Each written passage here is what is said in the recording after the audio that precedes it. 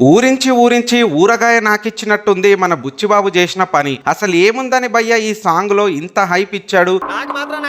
ఒక నెల ముందు నుంచే ఏఆర్ రెహమాన్ గారు సాంగ్ ఇస్తారు, మామూలుగా ఉండదు, అది ఇది అంటూ బిల్డప్ కొట్టాడు. కానీ తీరా ఈ సాంగ్ విన్నాక ఈ చిక్రీ చిక్రీ సాంగ్ చిప్రిగాళ్ళకు కూడా నచ్చేలా లేదు.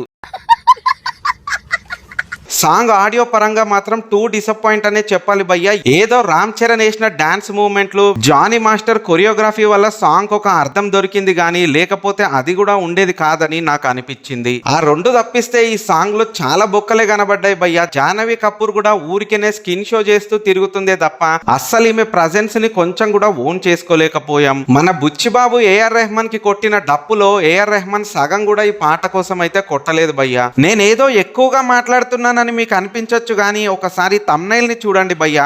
ఒక pan India cinema song thumbnail లాగా ఉందా? దీనికన్నా ఫోక్ సాంగ్స్ లో తమ్నైల్స్ ఇంకా చాలా బెటర్ గా ఉంటాయి భయ్యా. కొత్తగా విన్నప్పుడు అలాగే అనిపిస్తుంది భయ్యా. వినగా వినగా ఎక్కుతుందని మీరేమన్నా అంటారేమో కానీ ఈ సాంగ్ ఎక్కే మెటీరియల్ అయితే కాదు భయ్యా. వాంటెడ్ గా మన పైన రుద్దితే మాత్రం రుద్దొచ్చని నాకు అనిపిస్తుంది. మీకు ఈ సాంగ్ లో రామ్ చరణ్ గారు తప్ప మిగతా ఏ విషయాలు నచ్చాయో కామెంట్ బాక్స్ లో కామెంట్ చేయండి, చూద్దాం. వీలుంటే ఒక 4-5 అబద్ధాలు కూడా చెప్పు, తప్పేం లేదు.